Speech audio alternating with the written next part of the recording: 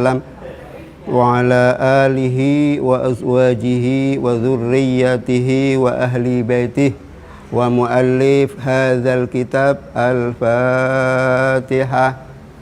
A'udzu billahi minasyaitonir rajim. Bismillahirrahmanirrahim. Alhamdulillahi rabbil alamin. Ar-Rahmanir Rahim. Maliki yaumiddin. Iyyaka na'budu wa iyyaka nasta'in. Ihdinas siratal mustaqim. Siratal ladzina an'amta 'alaihim ghairil maghdubi 'alaihim waladdallin. Rabbighfirli wal amin.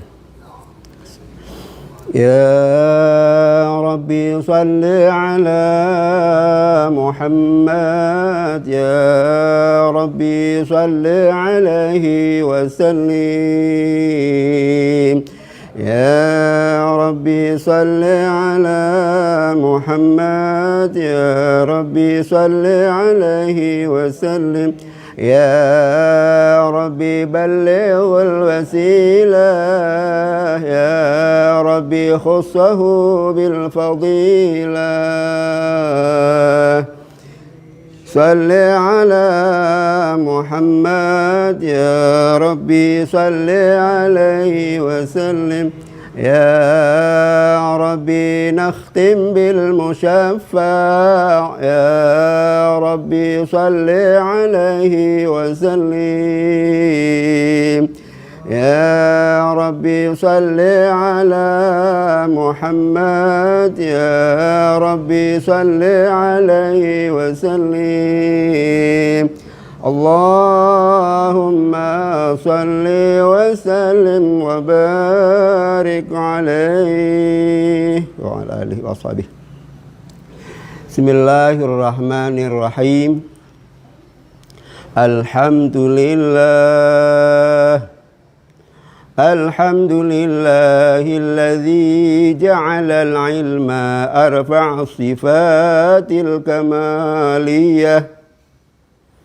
Wa ashhadu an la ilaha illallah wahdahu la syarika lah, alladzi khassa man syaa'a min ibadihi bil ma'athiril hikmah. Wa ashhadu anna sayyidana Muhammadan abduhu wa rasuluh, alladzi khassahu Allahu ta'ala bi jami'i kamalatil ubudiyyah. Wa sallallahu ala sayyidina Muhammadin alladzi mala'allahu ta'ala qalbahu sallallahu alaihi wasallam wa sallama min jalalihil a'la jalla wa ala. وعينه صلى الله عليه وسلم من جماله الأسنى فصار صلى الله عليه وسلم مسرورا منصورا. وعلى آله وأصحابه والسالكين على نهجه فنالوا خيرا وافرا. Amma ba'du. Hadratal mukarramin wal muhtaramin, para alim, para kiai, para ustadz wal ustadzah, wal nahdiyin wal nahdiyat rahimahumullah. Mengawali pembacaan kitab ini, marilah kita bersama-sama memanjatkan puja dan puji serta syukur kita kepada Allah Subhanahu wa ta'ala atas segala limpahan nikmat, limpahan rahmat, serta limpahan sehat. Alhamdulillah, pada sore hari ini kita telah dipertemukan oleh Allah Subhanahu wa ta'ala untuk melaksanakan kewajiban. Kewajiban yang pertama, kita telah menjalankan ibadah salat fardu asar. Kemudian kewajiban selanjutnya adalah talabul ilmi.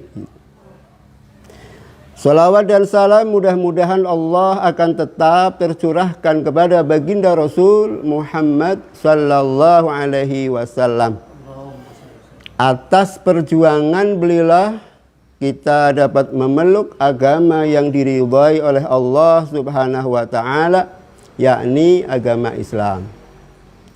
Ma'asyiral hadirin jamaah yang dimuliakan oleh Allah. Pada kesempatan ini saya akan membaca salah satu kitab yang berjudul Nasaihul Ibad. Kitab ini ditulis oleh seorang ulama Indonesia yang beliau bermukim sejak usia 14 tahun sampai wafatnya beliau berada di Makkah. Bahkan beliau menjadi imam Masjidil Haramain itu selama 20 tahun. Penulis kitab ini adalah Muhammad Nawawi bin Umar Al-Jawi yang dikenal dengan Syekh Nawawi Al-Bantani. Keturunan-keturunan beliau yang sampai sekarang termasuk wakil presiden kita. Beliau keturunan yang kelima dari Syekh Nawawi Al-Bantani.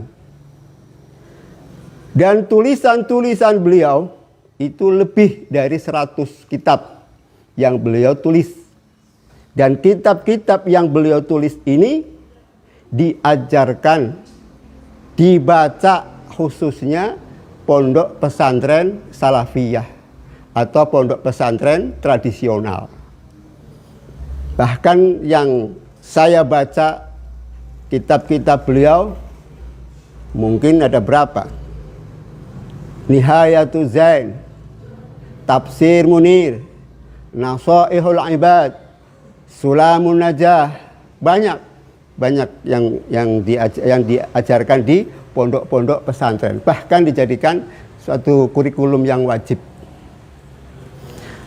Nah, beliau itu sehingga sampai wafatnya beliau, ulama Arab Saudi tidak memperkenankan kalau jenazah beliau itu akan dimakamkan di Indonesia. Karena apa? Karena bangsa Indonesia sudah dikenal oleh kalangan Arab itu suka mengkultus. Sehingga Al-Bantani ini khawatirnya orang-orang ulama-ulama Arab Saudi. Arab Saudi dulu. Ma'asyiral hadirin jamaah yang dimuliakan oleh Allah.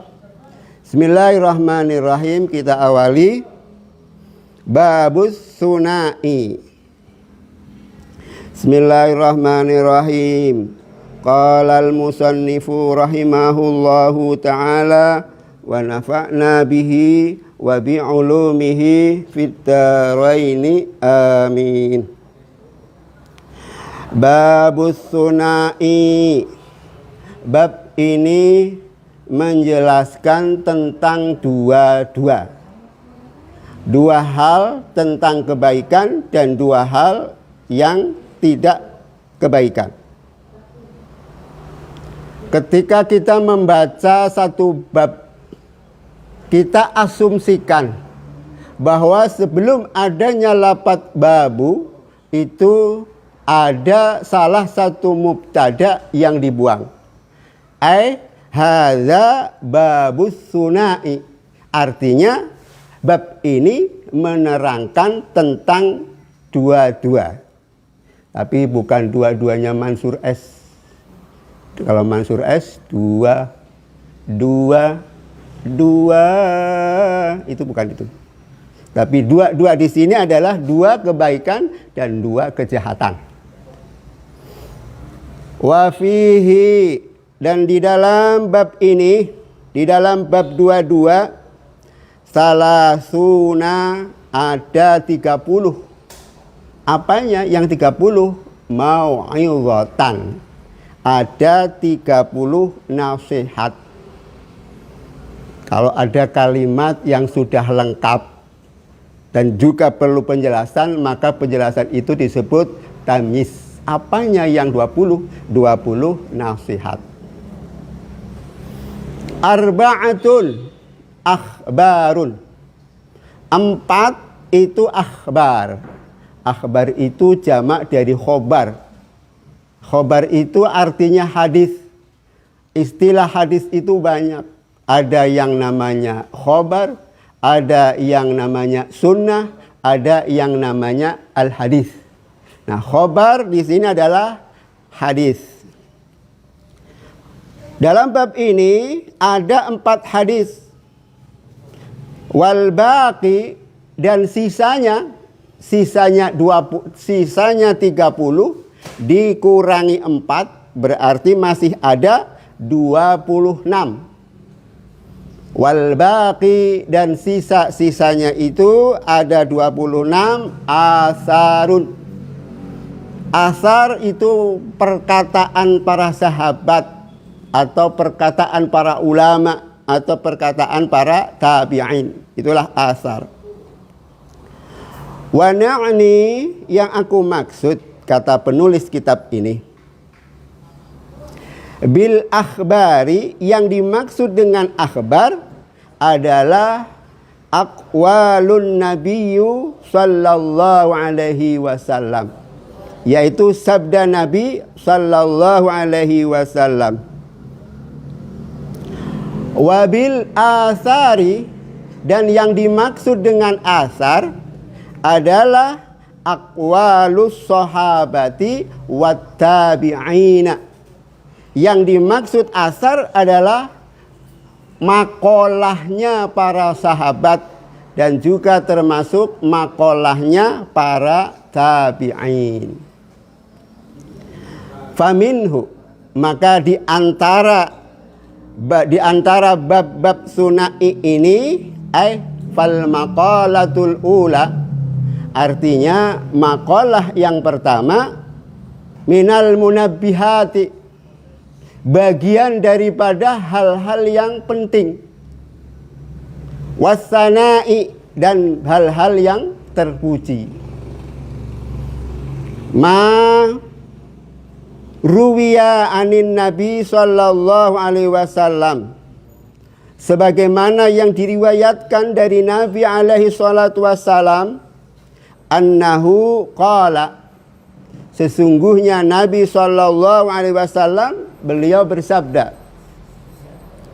Sabdanya, khoslatani la syai'a afdalu minhuma al-imanu billahi wan naf'u lil muslimin. Ini sabda Nabi. Khoslatani, ada 2 perkara. La syai'a, tidak ada sesuatu, afdalu, yang lebih utama, yang lebih mulia, yang lebih hebat daripada 2 perkara itu, minhuma al-imanu billah. Yang pertama adalah al-imanu billah, iman kepada Allah subhanahu wa ta'ala. Yang kedua, wan naf'u lil muslimin, dan bermanfaat bagi orang-orang muslim. Di dalam hadis ini menjelaskan yang pertama tentang iman. Ma huwal iman? Apakah iman itu? Iman fil lughati, iman menurut bahasa, wa huwa mutlaqut tasdiq, itu mutlaknya kebenaran.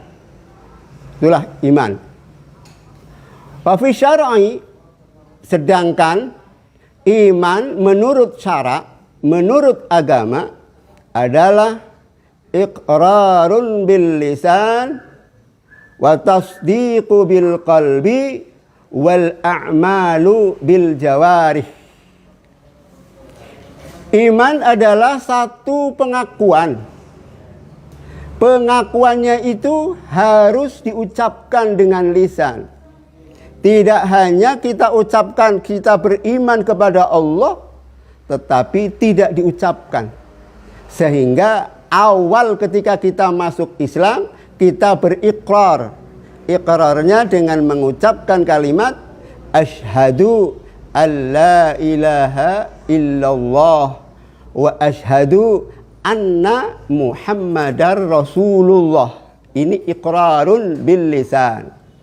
Diucapkan dengan lisan, dengan pengakuan yang sebenar-benarnya bahwa tidak ada Tuhan. Kalimatnya adalah syahid, asyhadu. Saya bersaksi. Kalimatnya adalah saya bersaksi bahwa tidak ada Tuhan yang patut disembah dengan sebenar-benarnya illallah, kecuali Allah. Kalau secara logika orang mengatakan bersaksi itu mestinya harus adanya benda, harus ada fakta baru kita saksikan. Contoh misalkan saya menjadi saksi dalam satu kasus, berarti saya melihat. Tetapi kalimat asyhadu, sekalipun secara harfiahnya itu saya bersaksi, yang dimaksud adalah yakin. Saya meyakini bahwa tidak ada Tuhan yang patut disembah kecuali Allah Subhanahu wa ta'ala. Ini iqrarun bil lisan. Tidak cukup dengan beriman saja kepada Allah tanpa beriman kepada Rasulullah sallallahu alaihi wasallam. Maka disambung dengan wa asyhadu anna Muhammadar Rasulullah. Saya meyakini bahwa Nabi Muhammad adalah benar-benar utusan Allah. Kalimat meyakini, yang kita yakini itu adalah hal-hal yang gaib. Tentunya orang tidak langsung percaya. Nyatanya apa? Rasulullah selama lebih dari 10 tahun, beliau yang tanamkan pada kabilah Arab, khususnya kaum Quraisy, itu menanamkan tentang keimanan. Artinya iman itulah yang sangat penting. Maka di sini disebutkan minal munabbihat, dari hal-hal yang sangat penting. Orang mau melaksanakan sholat karena didasari rasa iman. Orang mau melaksanakan zakat karena didasari oleh iman.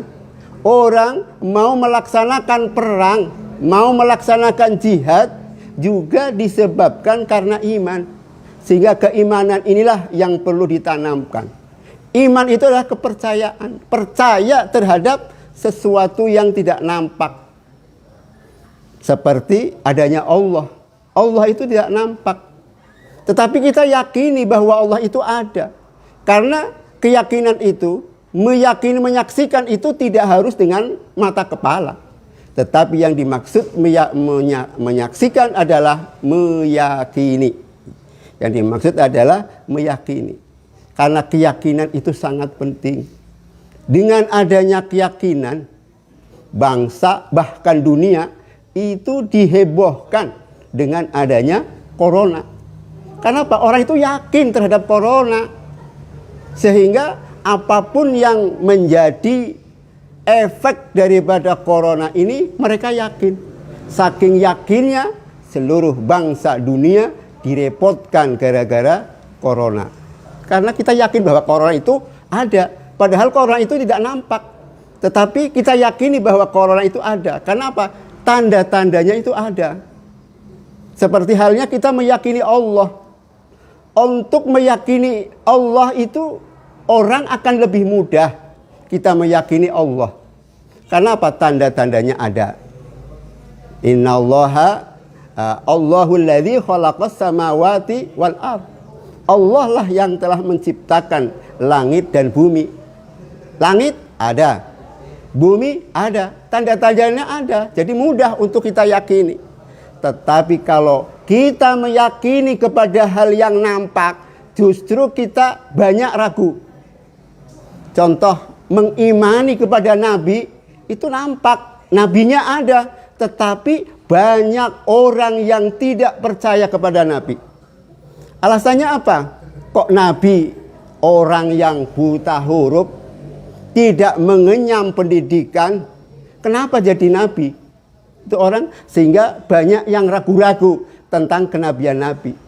Sehingga selama 10 tahun lebih Rasulullah berjuang mendapatkan pengikut tidak lebih dari 200 orang. Berbeda dengan orang sekarang. Baru bisa 1-2 hadis, pengikutnya sudah banyak. Baru 1-2 hadis, pengikutnya sudah banyak. Tetapi Rasulullah sudah bertahun-tahun memperjuangkan Islam, selama lebih dari 10 tahun pengikutnya sedikit. Alasannya apa? Karena Rasulullah itu nampak, nyata bahwa Rasulullah itu tidak layak menjadi seorang pemimpin menurut mereka, orang yang tidak percaya. Karena apa? Tidak pernah belajar, tidak bisa menulis. Padahal ini suatu mukjizat. Kalau toh Nabi ini bisa menulis, nanti orang mengira, wah, Quran itu kan tulisan Nabi. Justru mukjizat. Rasulullah tidak bisa membaca, Rasulullah tidak menulis, merupakan mukjizat dari Allah Subhanahu wa ta'ala. Sehingga orang yakin bahwa Muhammad itu benar-benar utusan. Kenapa? Di dalam Al-Quran sudah dijelaskan, A'udzubillahi minasyaitonirrajim, Yasin itu. Yasin wal Qur'anil Hakim. Kalimatnya di situ ada penguat. Innaka laminal mursalin. Bahwa engkau Muhammad adalah sungguh bagian daripada utusan. Itu kalimatnya la. La-nya dengan menggunakan lamut taukid. Lam yang fungsinya untuk mengatakan sesungguhnya. Apalagi diawali dengan innaka. Sesungguhnya engkau. Yang dimaksud kau, khitabnya adalah Rasulullah Sallallahu Alaihi Wasallam. Yang dimaksud adalah ka, engkau Muhammad. Innaka yang berfirman ini adalah Allah. Karena apa tujuannya? Untuk menangkis pendapat-pendapatnya kaum kafir Quraisy yang tidak percaya terhadap Rasulullah Sallallahu Alaihi Wasallam. Itu tujuannya untuk menangkis bahwa Allah bersungguh-sungguh dengan mengucapkan innaka laminal mursalin, bahwa engkau adalah bagian daripada utusan Allah yang dulu sudah fatrah, sudah putus, tidak ada agama. Setelah Nabiullah Ibrahim, setelah Nabi Ismail, sudah terputus, tidak ada agama. Jadi kalau dilihat dari segi keuntungan, orang ketika itu beruntung. Karena tidak ada agama, berarti apa? Tidak ada aturan. Orang tidak sholat, tidak berdosa. Orang tidak haji, tidak berdosa. Karena fatrah, masa terputus. Berapa lama? Masa fatrahnya, masa terputusnya tidak ada agama, lama, sejak zamannya Nabi Ismail. Kalau dilihat dari zamannya Nabi Isa, itu mungkin lebih dari 600 tahun. Kenapa kita bisa dihitung 600? Karena Rasulullah itu lahir pada bulan Maret tahun 571 Masehi. Sedangkan kerasulan Nabi Muhammad diangkat menjadi nabi ketika beliau berusia 40 tahun. Jadi 571 ditambah 40 tahun kurang lebih 611 tahun. Itu masa fatrah kalau dilihat dari sejarahnya Nabi Isa. Tapi kalau Nabi Ibrahim dan Nabi Ismail, wallahu a'lam. Nah, ini dalam rangka penanaman iman, sehingga Nabi menanamkan tentang iman yang didahulukan, tidak sholat. malah justru keimanan. Nah, sekarang kita ini sudah beriman. Setelah kita sudah beriman, kita tentunya yang lebih utamakan adalah aman. Nah, karena iman tanpa aman itu seperti di mana? Syria. Iman tapi tanpa aman, melaksanakan agama sulit. Maka alhamdulillah, bangsa Indonesia ini adalah bangsa yang aman dan juga iman.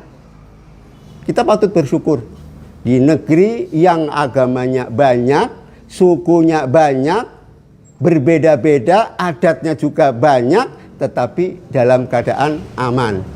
Daripada ada orang yang negaranya Islam tetapi nyatanya tidak aman. Sudah berapa tahun Afghanistan ketika mengumandangkan bahwa Al-Quran dijadikan sebagai dasar negara. Dari tahun berapa kita lihat, kita baca tahun 80-an itu. Waktu dulu kita pernah baca mengumandangkan Al-Quran itu dijadikan dasar negara yang dulunya bukan negara Islam. Nah, di antara tahun 80-an mereka mengumandangkan bahwa Al-Quran itulah dijadikan dasar negara. Karena tidak semua orang yang ada di negeri itu mau melaksanakan Al-Quran. Tidak semua. Orang Islam saja sendiri banyak yang tidak melakukan syariat Islam. Orang Islam sendiri. Contohnya apa? Dalam hal waris.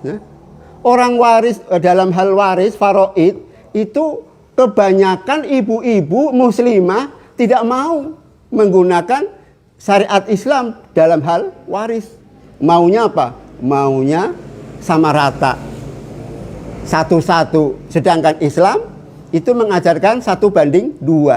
Laki-laki 2, perempuan 1. Nah, inilah. Makanya kita perlu tanamkan keimanan. Sehingga dalam hal ini khoslatani la syai'a afdalu minhuma al-imanu billah.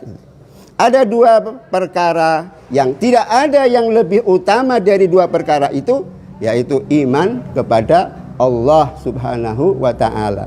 Yang pertama, al-imanu iqrarun bil lisan. Mengucapkan dengan lisan melalui syahadat tauhid dan juga syahadat rasul. Setelah iqrarun bil lisan, lanjutkan tasdiqu bil qalbi. Kita mengakui kebenarannya Islam itu bil qalbi, dengan hati. Itu juga belum cukup. Belum ada tanda-tandanya. Kalau orang benar-benar iman, di samping iqrarun bil lisan, tasdiqu bil qalbi, wal a'malu bil jawarih, dibuktikan, diimplementasikan dengan seluruh anggota badan kita bergerak. Terutama tentang sholat. Sholat itu tandanya orang yang benar-benar iman. Di samping dia iqrar, di samping dia tasdiq, dan juga dia wal a'malu bil jawarih, melaksanakan dengan seluruh anggota tubuh. Ketika kita melaksanakan kalimat Allahu Akbar dan seterusnya, itu a'malu bil jawarih. Itu baru disebut orang beriman manakala ketiga-tiganya ini sudah terkumpul. Kalau salah satu di antara 3 hal ini tidak terkumpul, maka belum termasuk orang yang beriman. Imannya baru di bibir, belum sampai ke hati itu. Termasuk juga tasdiqu billah. Kita membenarkan adanya Allah melalui tanda-tanda kekuasaan Allah. Termasuk di antaranya al-imanu billah ay antu'mina biwujudihi wa sifatihi. Itu. Kita harus beriman dengan apa? Biwujudihi, dengan wujudnya Allah itu. Karena wujudnya Allah jangan kita samakan dengan wujudnya motor, dengan wujudnya seorang raja yang berada di atas mimbar, itu jangan. Wasifatihi, tetapi kita harus mengimani dengan sifat-sifatnya Allah. Kenapa? Di dalam salah satu syair di sana disebutkan awwalu wajibin 'alal insani ma'rifatun ilahi bistiqani. Awwalu wajibin, pertama kali yang diwajibkan. Siapa yang diwajibkan? Alal insani, terhadap manusia. Diwajibkan apa? Ma'rifah. Ma'rifatun, kita pertama wajib kita mengenal Allah ilahi, mengenal kepada Allah, tetapi mengenalnya bistiqoni. Mengenal Allah itu tidak harus dengan zatnya Allah, dengan wujudnya Allah, tetapi kita ma'rifah kepada Allah di samping kita mengenal sifat-sifatnya Allah, dan juga kita mengenal Allah bistiqoni, dengan yakin. Tidak seperti orang yang membayangkan bahwa Allah itu zat. Kalau Allah nampak berarti sama dengan makhluk. Nah, kalau Allah sama dengan makhluk berarti bukan Tuhan. Jadi ma'rifah di sini kita mengenal sifat-sifatnya Allah. Sekalipun di dalam sifat-sifatnya Allah yang jumlahnya ada 99 di dalam Asmaul Husna, coba kita perhatikan. Di sana ada atau tidak sifatnya Allah dengan diucapkan wujud? Tidak ada wujud. Tetapi Imam Abu Hasan Al-Asy'ari justru beliau menetapkan sifatnya Allah yang pertama adalah wujud. Sekalipun di dalam Asmaul Husna itu wujud tidak ada. Wujud itu artinya apa? Wujud itu artinya ada, bahwa Allah itu ada. Tetapi adanya Allah tidak seperti adanya manusia. Kalau manusia itu tersusun atau berkomponen. Adanya motor, ada komponennya. Satu, sekalipun satu. Sama-sama satu. Motor satu, itu berkomponen. Ada bannya, ada setirnya, ada tempat bensinnya.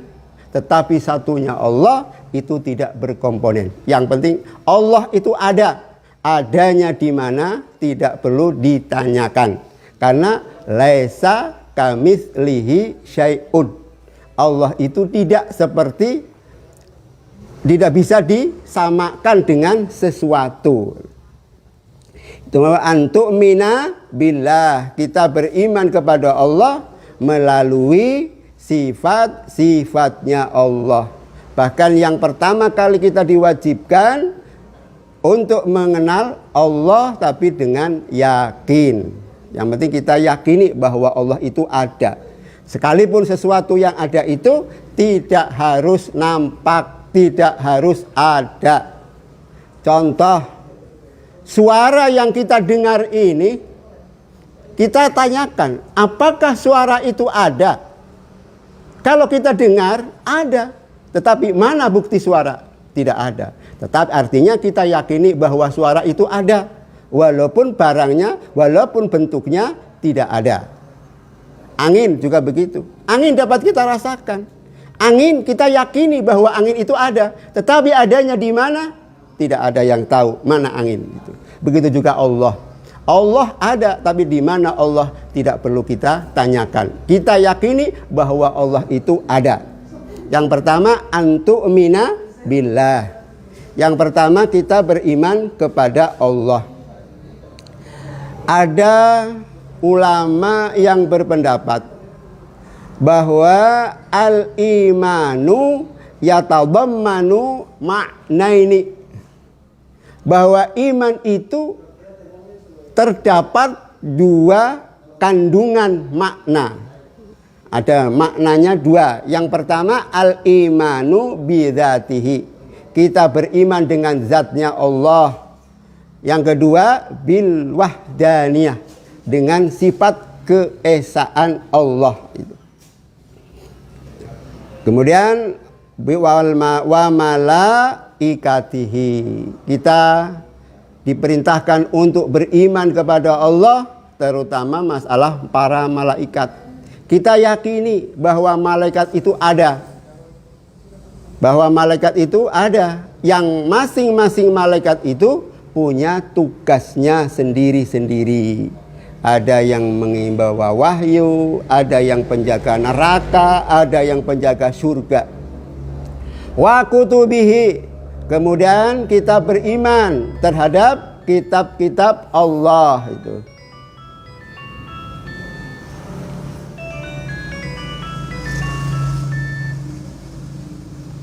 Kita beriman kepada kitab-kitabnya Allah.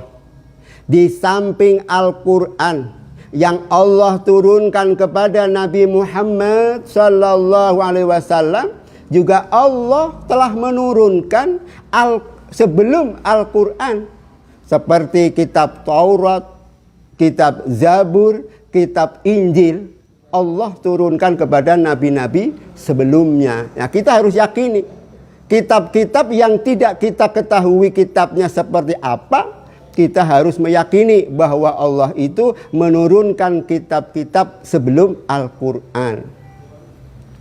Wa rasuluhu, termasuk juga utusan-utusan. Sebelum Nabi Muhammad sallallahu alaihi wasallam diutus ke muka bumi ini, Allah juga telah mengutus beberapa utusan. Ada mengutus beberapa nabi. Karena nabi dengan utusan itu berbeda. Kalau nabi dapat wahyu itu diamalkan untuk diri sendiri, itu kalau nabi. Berbeda dengan rasul. Kalau rasul itu membawa amanat, membawa risalah, jadi harus disampaikan. Itu bedanya. Nah, nabi ini termasuk rasul. Nabi adalah termasuk rasul. Wabil yaumil akhiri. Kemudian kita beriman kepada hari akhir, yaumal qiyamah. Artinya kita beriman kepada hari akhirat, hari kiamat. Kita yakini bahwa surga itu ada. Kita yakini bahwa neraka itu ada. Kita yakini bahwa nikmat kubur itu ada, azab kubur itu ada. Itu iman kepada hal-hal yang gaib. Atau beriman kepada adanya hari kiamat.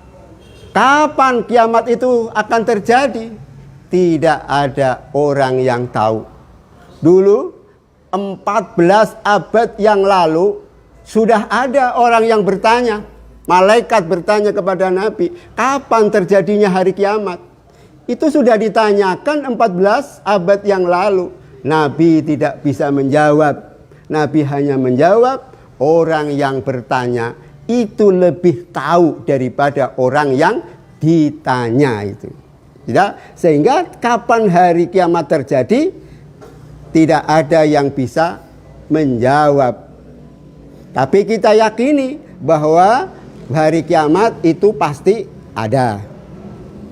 Sekarang iman kepada qadar, kepada ketentuan khairihi wa syarrihi, baik ketentuan yang baik maupun ketentuan yang jahat, yang jelek. Wa inna jami'al kainati bi qada'illahi wa qaddarihi. Dan semua yang terjadi pada diri kita itu semua sudah ditentukan dan sudah ditakdirkan. Ini masalah apa? Masalah keimanan. Kalau masalah keimanan ini kita tidak boleh taklid. Tetapi kalau soal syariah, soal fikih, kalau kita belum tergolong mujahid, maka kita wajib wajib untuk taklid bagi orang yang bukan mujahid. Karena apa? Syaratnya mujahid itu berat. Sehingga kita orang yang bodoh, orang yang awam, dalam hal masalah fikih kita wajib taklid. Tetapi kalau dalam akidah tidak boleh taklid. Karena akidah itu harus kita yakini. Kita tidak boleh kita ikutan sajalah. Dia juga beriman, saya juga beriman tanpa meyakini. Nah, ini bedanya antara yang fikih dengan antara tauhid dengan fikih. Nah, kalau tauhid, kalau keimanan itu kita tidak boleh taklid. Tetapi kalau soal fikih, karena kemampuan kita tidak ada, maka kita wajib taklid. Kita wajib taklid, harus mengikuti, tetapi mengikuti orang yang jelas, yang sanadnya jelas. Jangan kita ikuti yang sanadnya tidak jelas. Ini berkaitan dengan masalah keimanan. Yang kedua, wan naf'u lil muslimin. Bagaimana kita ini bisa bermanfaat? Karena masing-masing kita ini punya peran. Walaupun orang yang kelasnya kelas rendahan, kita mestinya harus ambil peran. Kita harus bermanfaat. Kalau orang yang punya ilmu, ya manfaatkan ilmunya. Bahkan di dalam hadis di sana disebutkan, man kana lahu ilmun falyatasaddaq bi ilmihi. Barang siapa yang mempunyai ilmu, maka sodakohkanlah ilmunya. Wa man kana lahu malun falyatasaddaq bimalihi. Barang siapa yang mempunyai harta, maka kita sodakohkanlah hartanya. Apa? Quwwatun falyatasaddaq biquwwatihi. Karena apa? Tidak semua orang itu mampu melaksanakan pemanfaatan, bisa berperan, tidak semua. Tetapi kalau dilihat dari hal ini, setiap kita pasti bisa berperan, asal kita mau. Kita tidak bisa menuntut, kita bisa mengajar, kita belajar, itu bermanfaat. Atau tidak belajar, minimal membantu-bantu. Kita punyanya tenaga, kita berjuang lewat tenaganya. Yang penting kita bermanfaat. Wan naf'u lil muslimin. Nah, manfaat bagi orang muslim itu di sini disebutkan pertama bil maqol. Pertama dengan maqol, dengan ucapan. Kalau kita bisa mengucapkan kalimat-kalimat yang baik, tentunya bagi penasehat ataupun bagi penceramah, dia itu punya peran untuk berdakwah. Nah, itu bil maqol. Kalau tidak bisa bermakol, kok dia punyanya bil jahi, punyanya jabatan, maka manfaatkanlah jabatan itu. Mumpung saya ini menjadi bupati, nah kita manfaatkan perda apa yang sekiranya bisa bermanfaat bagi orang-orang Islam. Kita bikin perda. Apakah dengan membuat perda semua siswa ataupun siswi yang mau masuk SMP diwajibkan bisa membaca Al-Quran. Itu kalau bisa bikin perda yang semacam itu, sehingga akan mengakibatkan orang bersemangat untuk membaca Al-Quran, bikin perda yang semacam itu suatu pemanfaatan yang besar. Itu kalau bupatinya atau wali kotanya membuat perda peraturan daerah tentang wajib belajar membaca Al-Quran. Nah, ini kalau perda itu datangnya dari pemerintah. Kalau orang-orang kita, wakil-wakil kita tidak punya inisiatif semacam itu, berarti dia tidak bermanfaat bagi umat Islam. Sekalipun partainya Islam. Tetapi kalau perjuangannya tidak bermanfaat bagi umat Islam, itu hanya lambangnya saja. Lambang Islam, tetapi perjuangannya tidak untuk Islam. Nah, kalau bisa Kita ingin bermanfaat, wan naf'u lil muslimin bil maqal. Kalau bisa kita dengan ucapan.